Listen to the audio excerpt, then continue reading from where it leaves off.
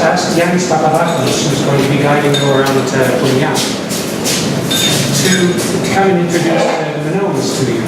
And Yanis remembered a very painful seminar that I gave to Minoan archaeologists in Athens about some ideas I had about Minoan archaeoastronomy, at the end of which one of the very prominent professors, one of the characters from the Athens Research Institute, just sat back and said, "We didn't understand a word of that."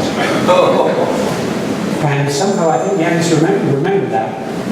And he thought, well, maybe these are people who might understand a little bit of that. So I revived some of those ideas, and I've had a lot of other ideas since. So what I thought I would do was take you into the Minoans, our dear old Minoans. That's the Bronze Age civilization of Crete that you hear a lot more about when Yanis takes you to work out. And look at them in terms of time, how they view time, and space, where they belong in time and space. So I threw together this sort of collection for you, and let's see where it takes us. So this is a map, so I thought I'd use it. Right. Now, unless you were born here, and even if you were born here, like Minoans, all of you arrived on a craft with some sort of guidance system.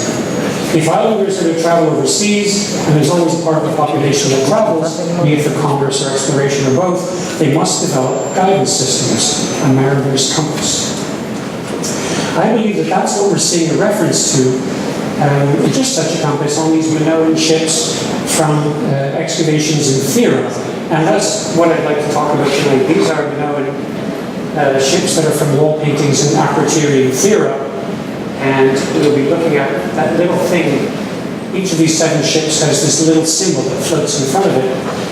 And I will take you on a long journey and hopefully find our way back to what those symbols are. Now, the most obvious guidance system available to our world before radio telescopes is the cyclical one provided by the stars and planets. Here we see our Milky Way, known as the River of Ocean. In antiquity, this was the River of Ocean where in the ancient religion, the souls returned to when they died in the Platonic philosophy. So known as the River of Ocean, we know from plentiful ancient written sources that these celestial signposts have guided us for as long as anyone can remember. And talking with one of you this evening, I realized that humans have probably looked up at the sky forever, and they're always asking questions about the sky, and I don't think it's very fair to say that we tend to think that a lot of our early ancestors lived in caves and were afraid of being eaten by saber-toothed tigers or something. That's not my view of the past.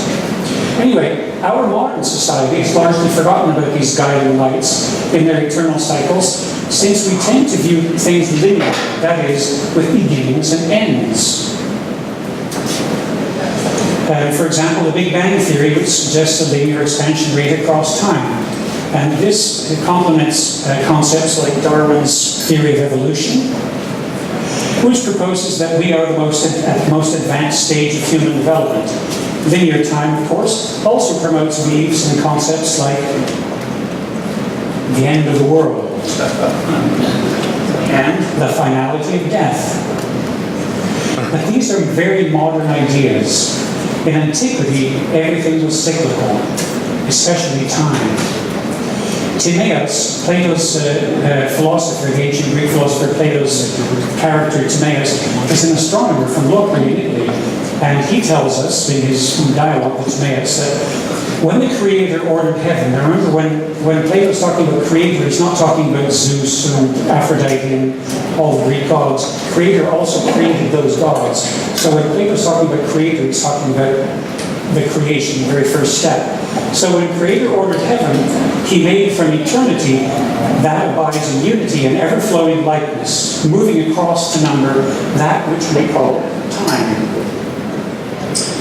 Then he explains, for there were no days and nights, months and years before heaven came into being. These are all parts of time. We say that it was, and it is, and it shall be, but is alone describes it truly. Was and shall be are properly used of becoming, which proceeds in time, for they are motions. Now, Timaeus is probably getting this notion of being rather than of becoming from another Italian philosopher, Parmenides, of Elea. His only surviving written work is this really amazing poem called On Nature, which describes the world as it is. And Parmenides tells us that we can speak and think only of what exists. And what exists is uncreated and imperishable, for it is whole and unchanging and complete.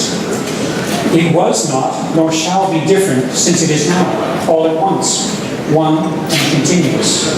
This is kind of the Egyptian view as well. When the Egyptians talked about the world they lived in as the created world. Then there was other stuff beyond the created world, the uncreated world. Anyway, this is opposed to the false world that we perceive with our senses. And we know that Plato probably got this from Parmenides because there's an instance where Parmenides, as an old man, visits Athens to have a conversation with Socrates. Anyway, so astrophysicist Gustavo Romero is not telling us anything new when he says everything that has happened, everything that happens, everything that will happen is just an element, a point of space-time, the ontological sum of all events of all things. He is sharing ideas that the archaic Greeks were exploring in depth, or do explore in depth. So what we're looking at then is the created world of our senses. And it's within this world that Plato tells us, this is from, some of you may have seen this, Sistine Chapel, Raphael's idea of what Plato probably looked like. Anyway, and Plato's actually carrying the Timeo, and he's pointing up to the sky, because it's in the Timaeus, the dialogue, where we get this following quote. The sight of night and day, of month and the revolving years, of equinox and solstice has caused the invention of number and bestowed on us the notion of time and the study of the nature of the universe, whence we derive all philosophy, than which no greater boon has ever come or shall come to mortal man as a gift of heaven. So it's basically looking at these patterns that has, according to Plato, opened our brains, opened our minds, and created people like you. But this is a public lecture, so I thought I would remind people about the cycles that we don't often pay attention to.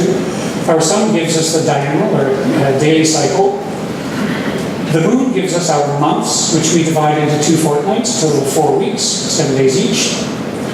Our planet's revolution around our star gives us our solar year of 365.25 days. The heliacal rising of Sirius on the summer solstice gives us the great Sophic year of 1,461 years, which comprises 4 quarters of 365.25 years. Then we have the great precession of the equinox, also called the Platonic year in Plato, gives us approximately 25,800 years, which we divide into 12 arcs, 2,150-year arcs approximately, dominated by a constellation, usually an animal, and so that's why we call this the precession of the zodiac. Now, a total of approximately 4 precessions coincides with the 100,000-year cycles, the interglacial cycles, apparent in the ice core, Vostok ice core samples, which coincide with our planet's orbital cycles. We call these the Milankovitch cycles. The Milankovitch astronomical theory of climate change is an explanation for the changes in the seasons that result from changes in the Earth's orbit around the Sun. The theory is named for Serbian astronaut Milankovitch, who calculated the slow changes in the Earth's orbit by careful measurements of the positions of the stars and through equations of using the gravitational pull of other planets and stars.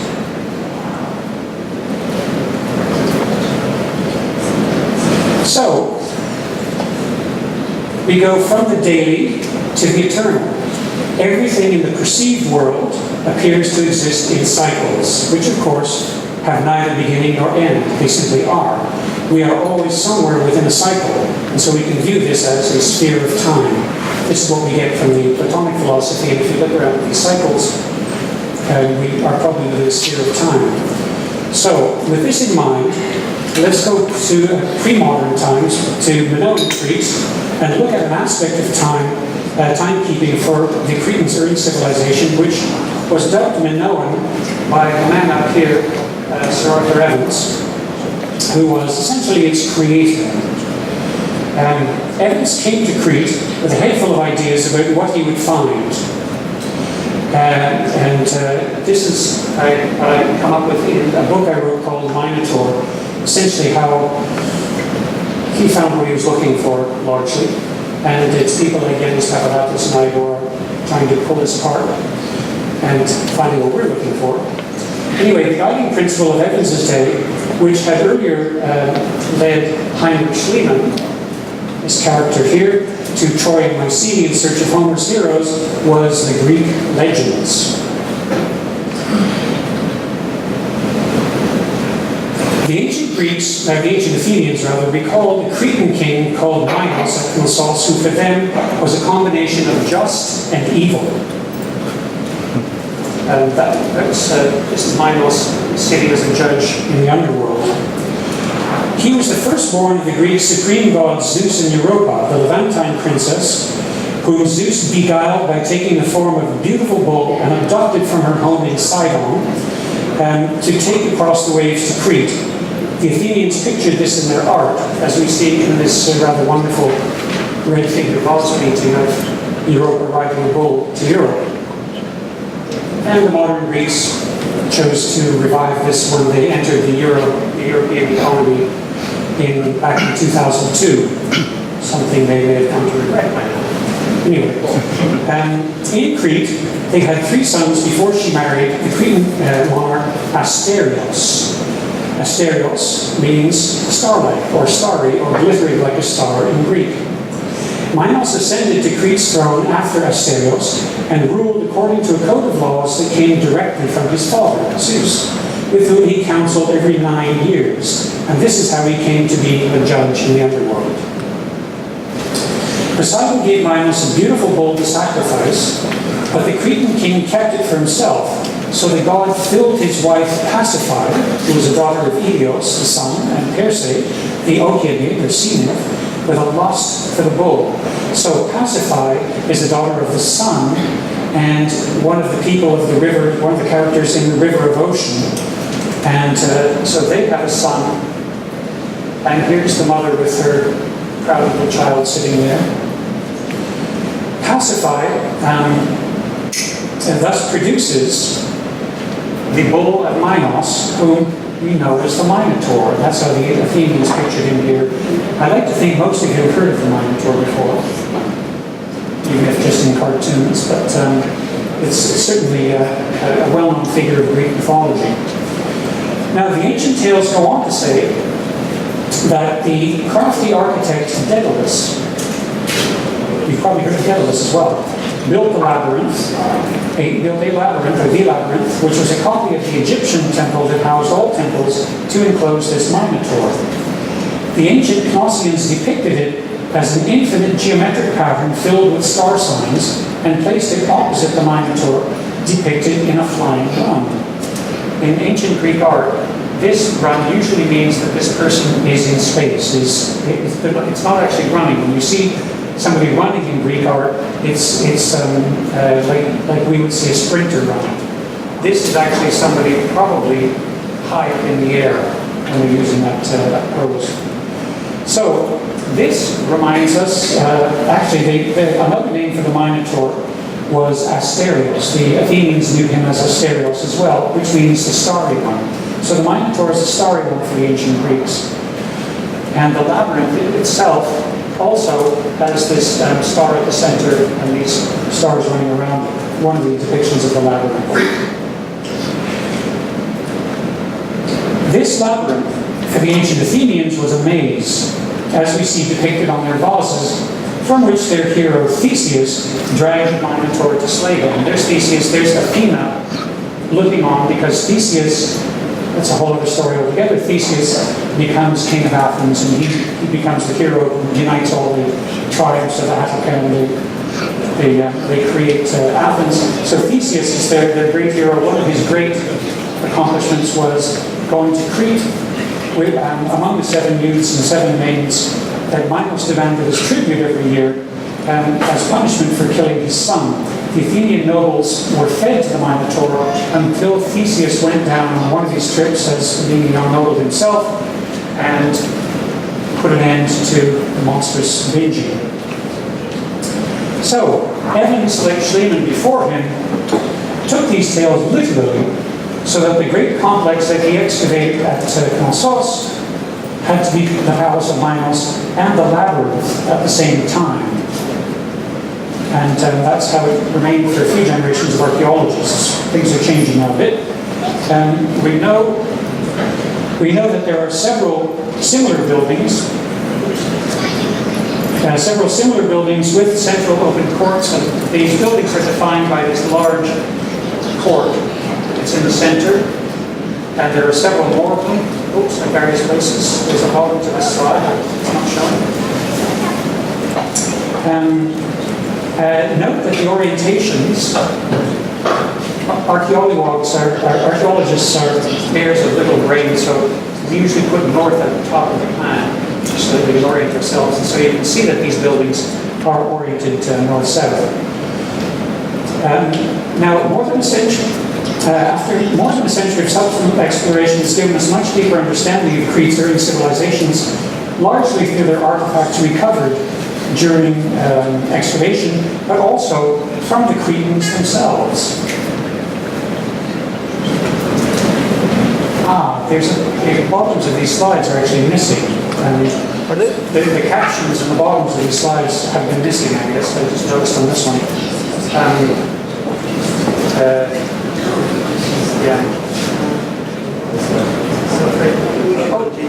Oh yeah, okay, we'll just continue. That's not a problem. I'll just explain it.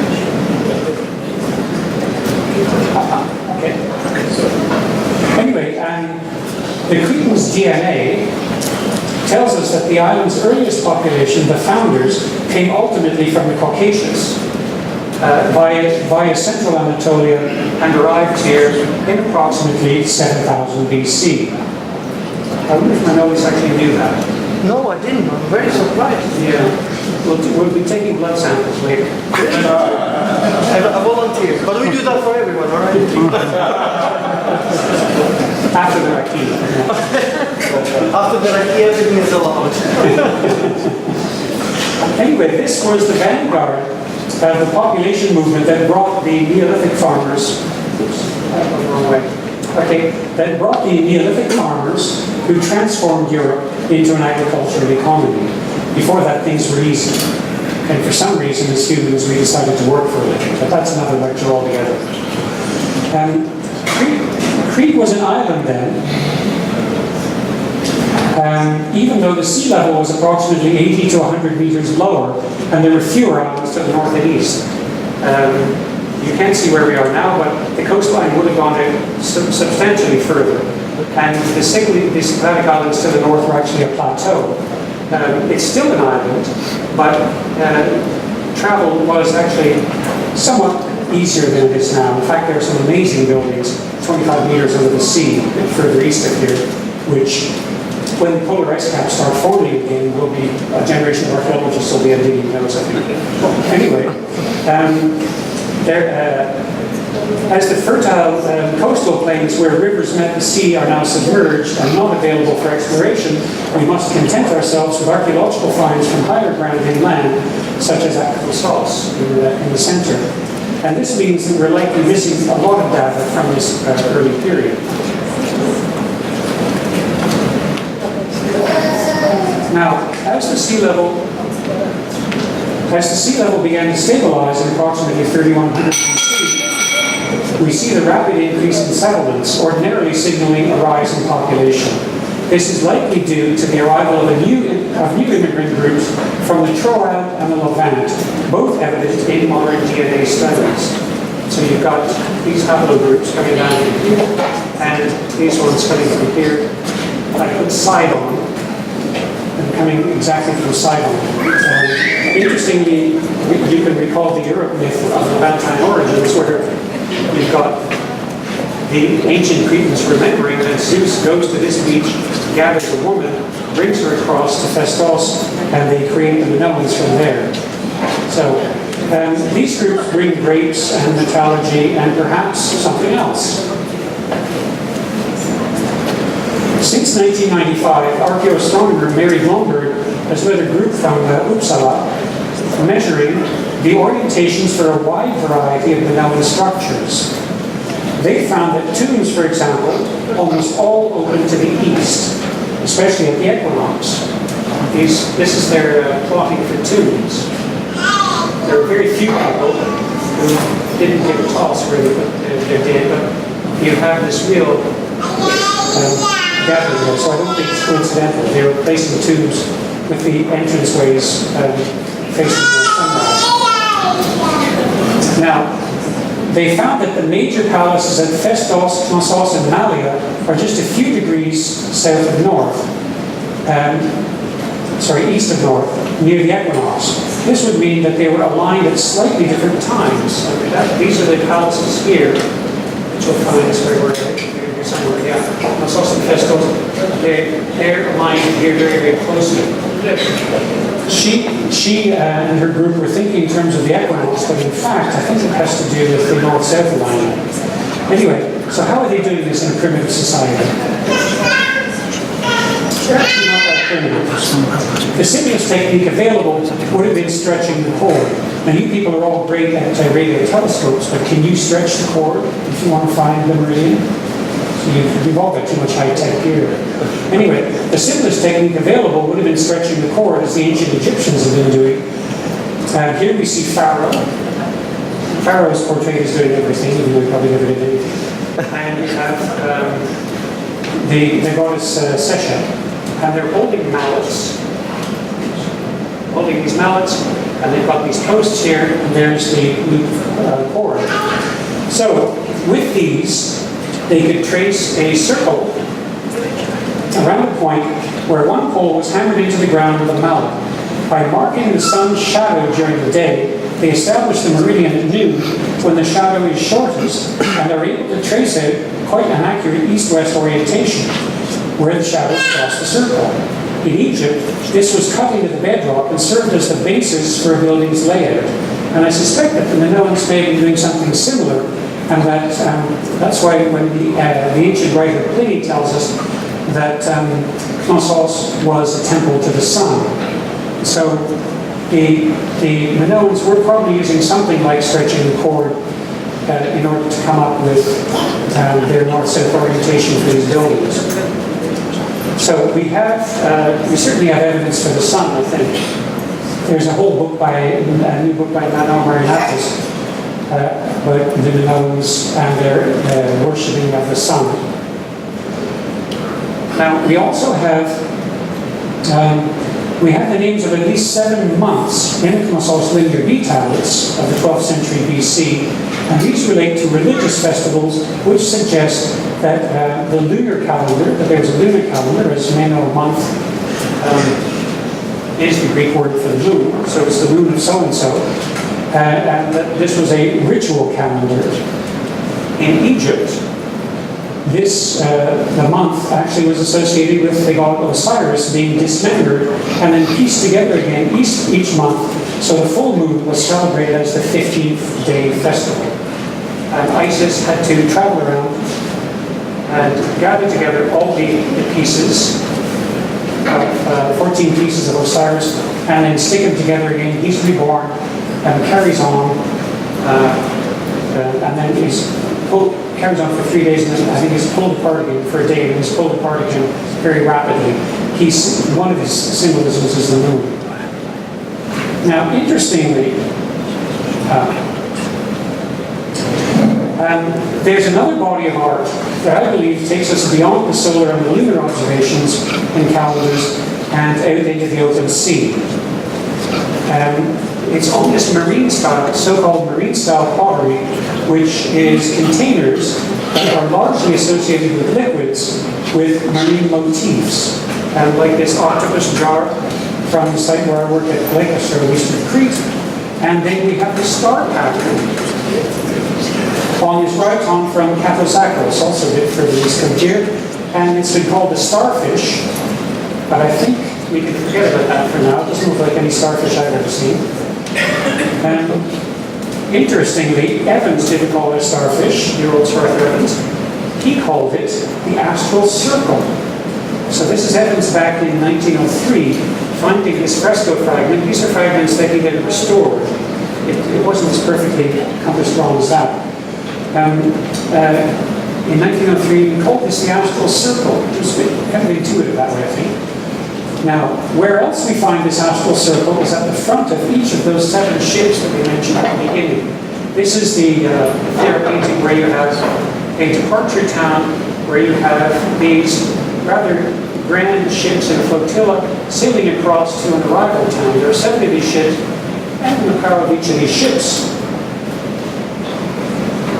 we see that there is this symbol, an artist's version of this symbol set up on the delicate bowsprit here. There's the symbol we're talking about in there. Now, this painted pattern reminds me of the mariner's compass that we see drawn onto old maps. A map last week, I saw this at the bottom of the map, and I thought, oh, that could be what we're looking at. Anyway, but then you have the modern compass with 360 degrees. Why do we measure 360 degrees, a circle's circumference? What does 360 degrees have to do with the sea?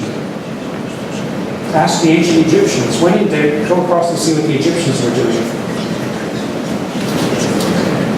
What we have here is the astronomical ceiling of Hathor's temple at Dendera.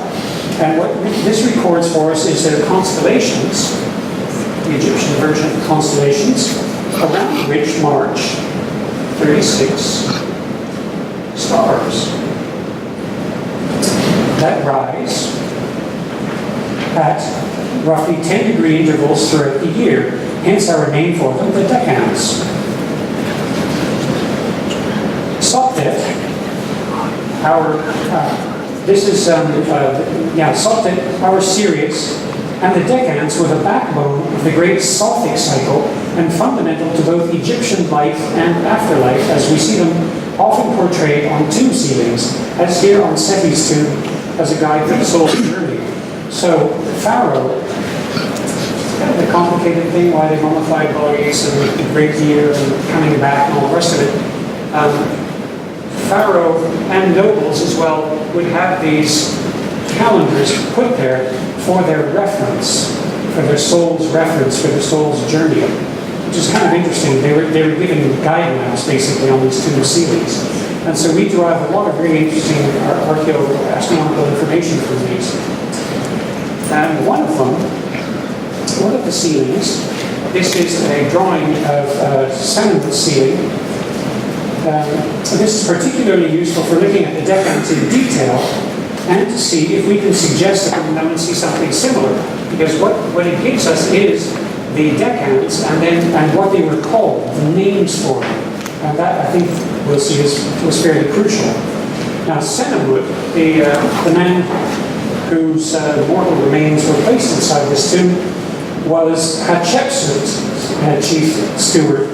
In the same tomb, we see the record of the Cretans going to Thebes, bearing gifts for Pharaoh and asking for the breath of life. So, Sennemut is there at a time when the Cretans have their closest possible contact with Egypt under Pharaoh Hatshepsut. That's a whole other lecture altogether. But suffice it to say that it's not something the Egyptians are doing and the Minoans may have been doing by hazard. It's something that they probably have in common, and they're certainly in very close contact at this time. So let's go through this Egyptian decans and see what we can make of it in terms of what we've been looking at in the Minoan art for years. And this is set clearly just before the years start, where we have Sopdet. This is the procession here, the root of the decans, and the names for them here. At the very beginning is Sopdet, who is Sirius, our Sirius. So the star Sopdet, this is Greek Sophis, our Sirius, the brightest star, is also Hathor, the Lady of the West, and she bears the solar disk and the bent ostrich feather of Shu and holds the Ankh of Isis. So she's a very, very important person, the brightest star. Of course she's the most important person.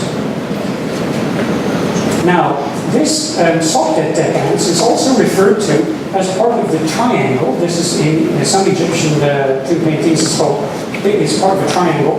And it's also part of Kenwut's, the cow's head. Now the triangle is part of the Egyptian X, the 5 stars with Sirius at the center. The upper triangle has Procyon and Betelgeuse, and this is what we call the winter triangle. And we use this to orient ourselves nowadays because it's unmistakable. The Egyptian X first appears on pre-dynastic objects. Now, pre-dynastic objects, this means we're going back to 4,500, 4,000 BC. Like this Hathor palette found at El Gazette. Now, I consider this to be an inspiration for the Minoan X that we know as the Minoan double axe. There's one example of it here. It's a very, very common symbol. It's like the crucifix for Christians, the double axe for the Minoans is the symbol of their religion. That's another lecture as well altogether. But suffice it to say, it's a very, very common Minoan symbol, and I think it probably derives from this here. That we see that constellation. Now, like Evans, I believe that there was a Cretan equivalent to the sacred Hathor cow cult, which explains all the very luxurious cow heads, like the one that we see here from the little palace at Skos. Now, she's cut off a bit at the bottom, but you can see that there's a little star pattern in here.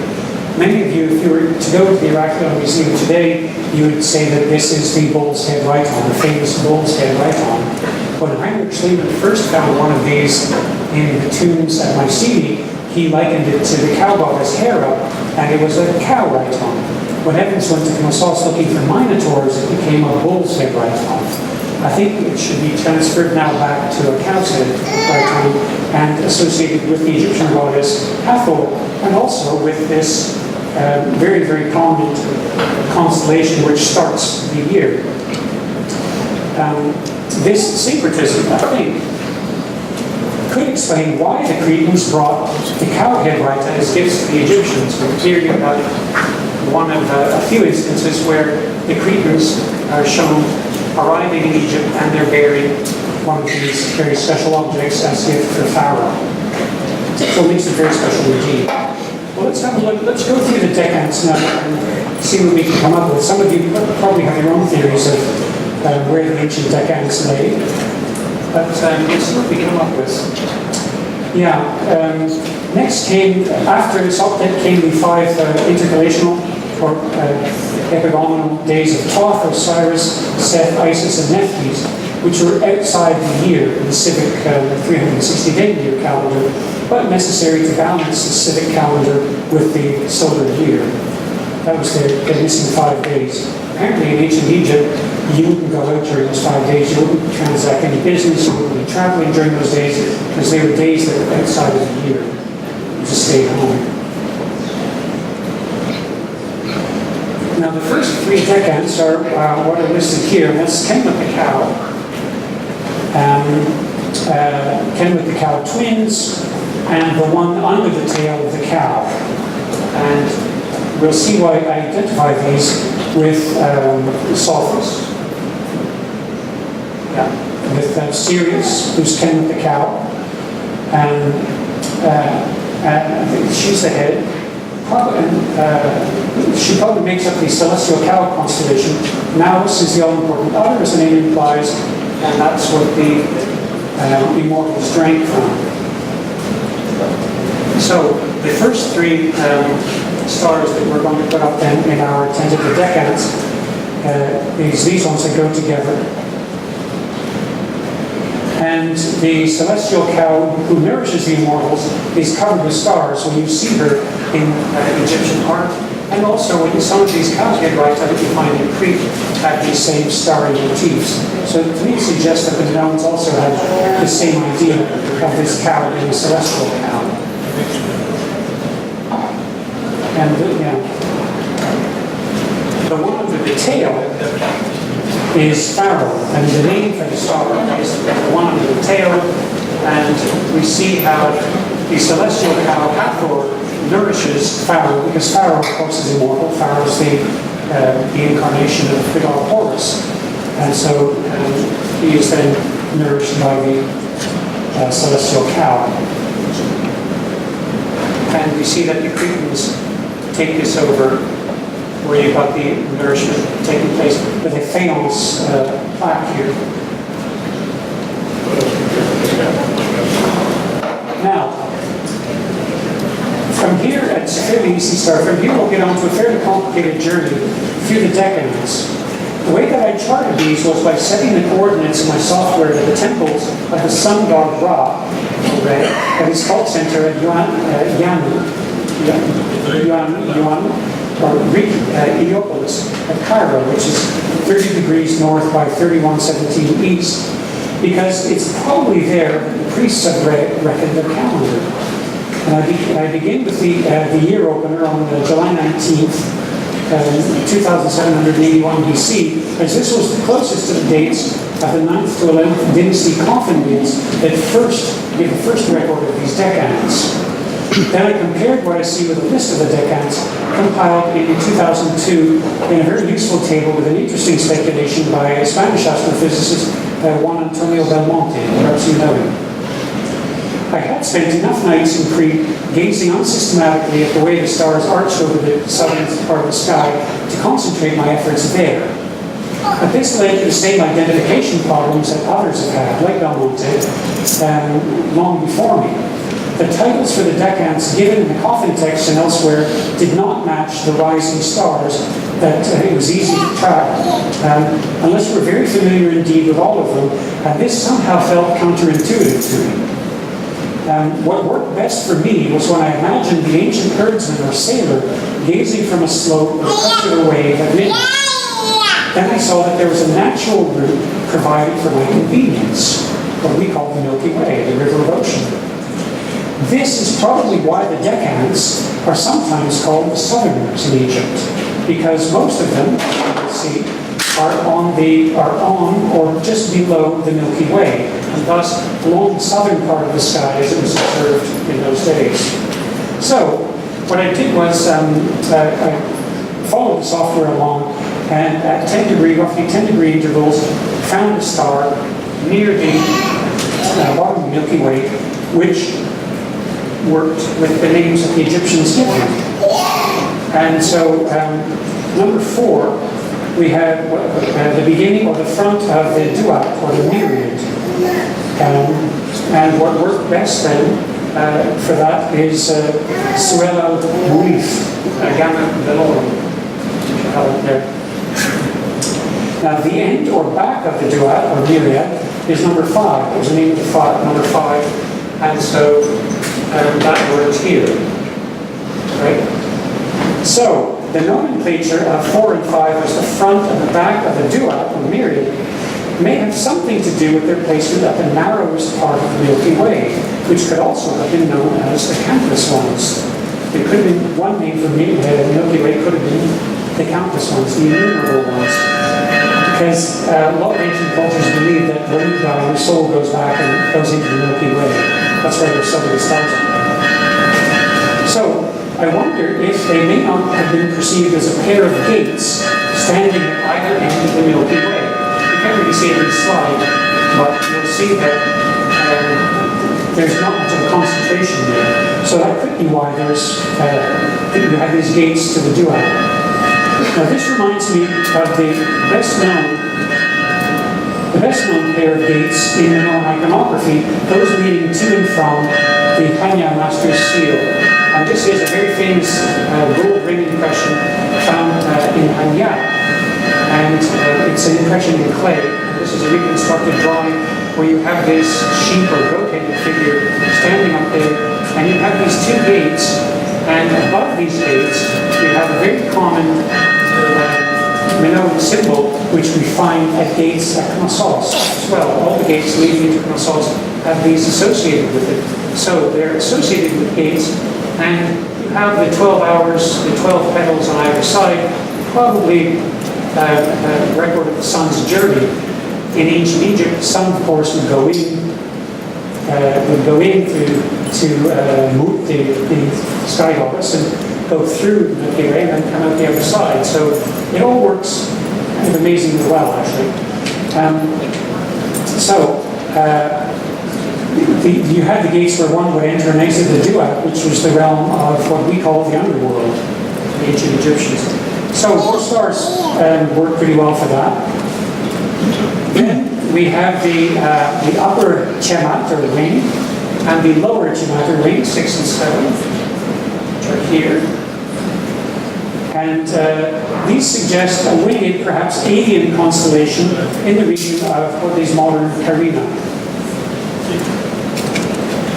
Now, getting on to number 8, the twins, or the Wetcha birds, they're called, or the two daughters, some call them, in some of the texts, and the two pregnant ones, they're also called. These are accompanied by depictions of two geese on the tenement ceiling. The clearest choice here, as proposed by Belmonte, are the two upper stars of the Southern Cross, and Gamma and Delta Crux, which continue the sweeping line from the previous decans and take us well into the flow of the Milky Way. The Egyptians may have identified these with geese migrating up the Nile in winter near Thebes. Their wings might have been the decans of 6 and 7. And this reminds us of a wonderful Minoan composition of geese in flight, but also many other depictions of geese that we find on Minoan signets and seals. And these are from Ierapetra, cited in Sarah. But you see these geese that are given to you in Minoan art. And so the two birds could well, I mean, the two geese of Egypt could well be seen what are being portrayed here. Number 9. Luminous or on its own. This description fits well the bright star of the Southern Cross, Alpha Cross. With a 0.75 magnitude, it's readily visible against the bright light of the Milky Way, and so it could be considered to stand out. Anyway, it's a star that works well given its position. Okay, now number 10. Number 10, yeah. The Sage's star, they called it, or the forerunner, or the front or prow of Kemet. And this is Beta Centauri, the Sage's star. Remember that when we come through to the end. It's kind of interesting because it's out there on the prow of what we're going to see as a really interesting constellation. Okay, number 11 is the upper front or the prow of Kemet. And we have Rigel up there, making the most sense here, as it's the next consecutive bright star in line. And then, number 12, the lower front or prow of Kemet, which is Vita Triangulum Australis. Works well here. And it allows us to sketch the prow with Rigel at the top of the Grand Bark constellation. And we'll see this a bit further on. Number 13, the red one of Kemet, Theta Ara, is the next in the continuous line and might be taken as part of the hull of the Great Bark constellation. I wonder why this was deemed red in antiquity. They called it the red one for some reason. We'll go on to 14. The Sapti, or the net of Kenui. It was also called the two circles. And Corona Australis, one of Belmonte's proposals, makes the most sense here and even looks like a circular net, which would be just below the bow of the Bark constellation. And Alpha Aquila Altair strikes me also as practical here, but as it rises at the same time, but it doesn't fit the description as well as the Corona Australis, the net. Now for number 15, we have the decans, which was called the two canoe fish. The two arches of Delphinus constellation fit perfectly here and fit the description very, very well indeed. They could be the lapis lazuli bluefish, the abdos, or the abydos fish, which in Egyptian legend escorted the solar bark and warned the enemy of hostile serpents' approach in the funerary texts. So, The two canoe fish, which was a fish that went with the bark, may have been dolphins forever. I was delighted to see when I arrived in Ierapetra now that you're using this constellation as a poster boy, a poster child, so I thought that was pretty excellent. Anyway, they also very much resemble the dolphins in Minoan art. You see this actually quite often in Minoan art. And the dolphins are most often depicted in Minoan glyptic. They're not depicted leaping out of the water as we do now in modern art. They're depicted going down to the bottom here. And there's always a rockwork pattern in there that shows you that they're in some kind of a marine scape. So it's kind of interesting that the Minoans, I think, are probably seeing a dolphin up there as well. Why would they make such a wonderful constellation? Anyway, this decanal order then takes us across the sun's ecliptic at the winter solstice, which could be why the artists of the Ramesseum ceiling placed the solar globe in the center of this bark constellation. And you have, this is the Ramesseum ceiling. Here you have then where we're being shown the solar bark. We've got the stars there, we've got the sun going right through it. Here again you have the 7 stars that make up the solar bark constellation. And it's being moved, the sun's being moved along, pushed along by its little wheel through the solar bark. And we have a fair number of instances in the Neolithic art where you've got a huge ship and you've got the big sun being set up for you there as well. So it makes it kind of interesting that you have this sort of cross correspondence. Now number 16 then. So 16, yeah. It was called the heart of the ship in ancient Egyptian. And so we have Zeta Cygnus rises exactly at the correct position for this. And so we might consider the possibility that the rudder, which guides the boat at its stern, was at its heart. This 16th decadence likely takes its name and its position near the stern in the tomb decans allows us to speculate that this constellation ran in a line from here through Altair, Nisa, and Nuki to Rigel, and perhaps Hadar in the southwest. When viewed before dawn around the time of the winter solstice, this must have been an extraordinary sight to behold, as it takes up the entire sky heavens throughout Egypt's middle and new kingdoms.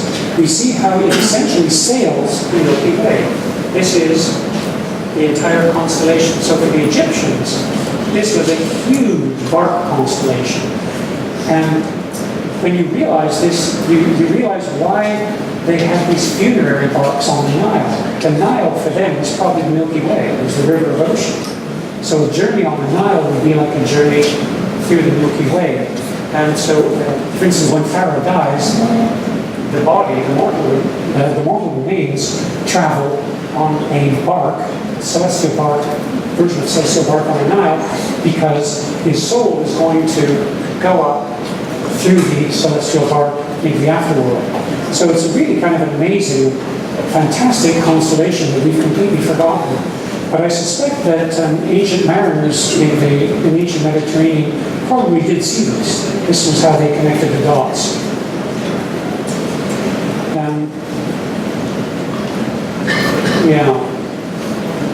So, if we move on from the bark, we get to the 4 persons or guides. And what we have here then is, where are we, number 17? Yeah. What we have here is Cepheus, Zeta of Cepheus, Alpha or Vita of Lacerta, the lizard. They work well here. And the Canu stars, or the forerunner of the half, or the tip of the horn, Atar and Pegasus, could work here as Omega of Andromeda. So, let's go on to 19 before we recap. The horn of the sheep or goat is number 19, and Vita Cassiopeia fits well as a distinctive heliacal riser on this date. So decadence 19 to 21 are accompanied by the sheep or goat drawings on the panoramacy and ceilings, and so almost certainly indicating that these stars belong to a sheep or goat constellation, which may have been composed of the stars we joined to make Cassiopeia. Given the Greek myth about Amalthea, the goat who nursed the infant Zeus in Crete, and the frequent goat and kid imagery in Minoan art, this could well have been how the Minoans saw this as well. So they didn't see our dear old Cassiopeia. They saw a goat here instead. The principal star of the sheep or goat is number 9, is number 20. Yeah, principal star of the sheep or goat was an import here, and so Delta Cassiopeia fits well. Then when we go on to 21, we have the two children of the sheep or goat, and here we have Theta Perseus and 51 Andromeda, with the same altitude and similar magnitude, so either of these could work here. They're the children of the previous one.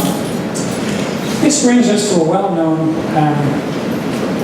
Cretan icon from Knossos. This is in all the guidebooks, and while you're here, you have time to go to the Ierapetra Museum, you'll be able to see this on display, where you have the famous plaque of the goat, prominent goat, with her two kids, the two children of the sheep or goat, which was our 21st decans. Now we go on to 22. The one under the tail of the buttocks of the sheep or goat is the name of this one. And Eta Perseus works here and is directly beneath Rubac, which is decans 20, and therefore easy to spot. This may have been the animal's udder or suckling kid. 23, the head or forerunner of the two spirits, is what it's called, and Mirfac here, Alpha Perseus works well. So, decans 23 to 25 are the two spirits, and according to my reading, are where we now place Perseus, the semi-divine Greek hero who entered the ocean to decapitate the Gorgon Medusa and rescue the maiden Andromeda. The two spirits, then, where we've got Algol works here, although it's not in a direct line with Decan 23, and it probably is part of the same well-known constellation. The ancient Greeks foresaw this star as the Gorgon Medusa's head. Then number 25 is favorite of the two spirits, and Vita, Ni or Epsilon Perseus could work well here. Now for number 26, we have the two souls, or Kentu, and he and Delta Auriga could work here and provide us with the fascinating possibility that we have two souls who ride in a chariot, which this constellation has represented to many, many ancient cultures. And I wonder if these couldn't be the same two souls as those designated by the Bauber that you see up here. The two souls in another work of art that you have to go and see in the Ierapetra Museum, the chariot on the Ierapetra sarcophagus, and in several other Minoan and Mycenaean representations, such as these Abdu charioteers. This is kind of interesting, the idea of a sky chariot as well. Try not to go too far aside, but Plato talks about the soul chariots. Plato's getting all of this information. This is being consolidated in the 4th century BC in Athens. Information from all over the world that the Greeks are bringing together. In Plato's cosmology, when one of us dies, our soul then goes and either drinks from the water of forgetfulness and comes back here, lives another life, or drinks from the water of memory, goes into your soul chariot, and returns to the stars from whence we came. This could be Plato's soul chariot. It could be that they're getting this all the way back from ancient Egypt, and that's what the two souls decans gives us. Now, number 27, the circle, or sheepfold, capital, goat star in Auriga, gives us very well, it works very well here, and provides further substance to the reading of the previous decans. And this could indicate that the Minoans also saw a celestial chariot. Now, number 28, myriad, thousands or flock, it's called flock. The Pleiades are the clear choice here, as others have seen. These were the seven sisters to most ancient observers, and I suspect that these sisters in Egypt were the seven celestial cows who accompanied the sky bull, which is going to be of the next 2 decades. Number 29, you have the jaws, or rising star, Capitoris, in the upper part of the Hyades. Fits both the description and the location of this decans. And the following one indicates that the Egyptians saw the open mouth of a great beast here.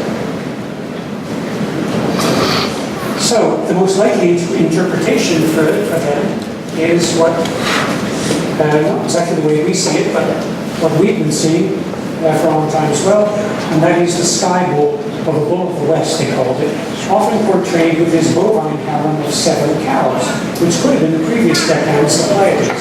So there you have his lordship there. Sorry, he's down here, and you have the 7 cows that are portrayed here. The Egyptians showed the cow's horns differently to bull's horns.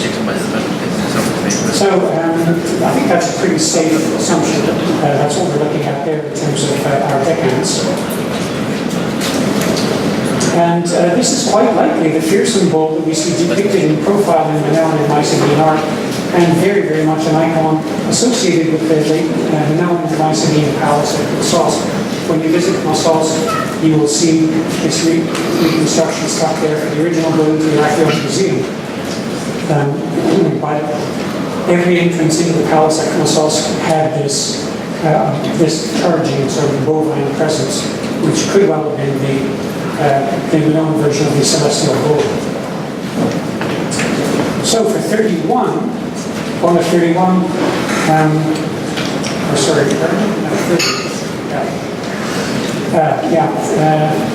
31 we have the upper arm of Sa, and that is Orion, P3 Orion, as Belmonte suggests, works well and fits well the description, the upper arm of Sa. Egyptian Sa was the soul of Osiris, and decans 31 to 34 all fit perfectly in the Orion constellation. Who was the celestial image of Osiris?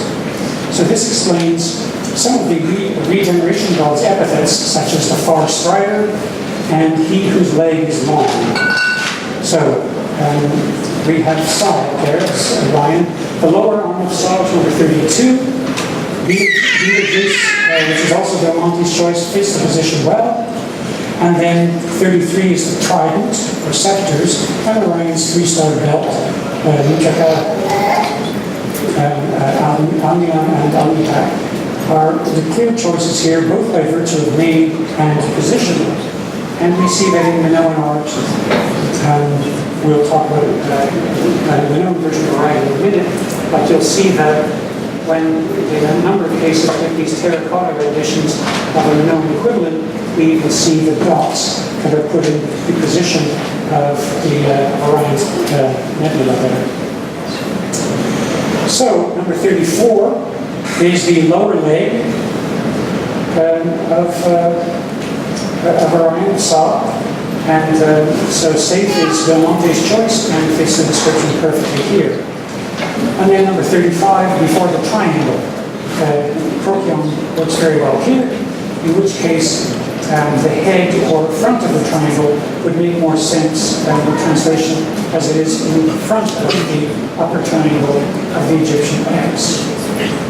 Now, we believe that the Minoans had their own version of Osiris, as we identify this ivory statuette found at Palekastro, and that's this character over here. And we go into a long description about why we think he's a Minoan equivalent to Osiris. And he forms the basis for the Cretan Zeus worshipped by the Greeks and Romans. Cretan Zeus died and was reborn, unlike the Greek immortal one. So that a Greek coming down to Crete and encountering Minoans would say you're a liar because your Zeus dies. Our Zeus is eternal. Your Zeus dies and he's reborn, therefore he's not real, or you're lying. Anyway, so the Cretan Zeus is more of like a Dionysus figure, and an Osiris figure who's pulled apart and he's reborn. So, and for me, the decans follows the river of ocean, which is a logical choice for mariners, and which explains its iconic representation as the astral circle, especially on those theory ships. But it may also provide an alternative calendar for record keeping, as this device could indicate. It's a large circular stone with 2 large circles in the center and 34 around the edges, perfect for charting the decans with emphasis on Sirius and Osiris in the center. If you go to Malia on your way to Knossos, drop in, this is on display in the palace. It's actually still in situ in the palace.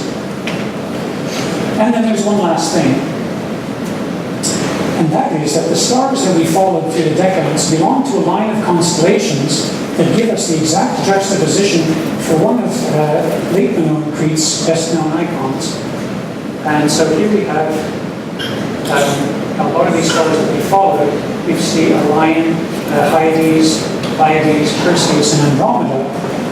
And these bear a striking resemblance to a well-known Toreador fresco that Evans found at Knossos. This belongs to the early Mycenaean reoccupation of the palace there.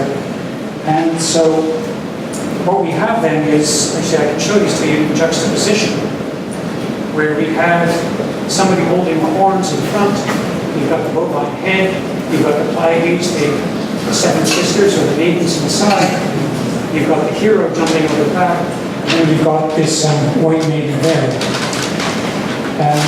This may remind you, those of you who are still awake, of where we started out with the Greek myths of Theseus and Minotaur and the Labyrinth and all the rest of it. So I think it demonstrates that the Cretans knew this pattern of stars, and it may form the basis for the Theseus and Minotaur myth, which could have been composed as a mnemonic device to recall the order of the decans. So the mythical labyrinth could well be astral, always there to remind us of the never-ending cycle of existence. No beginning, no end. However, this lecture's just come to an end, so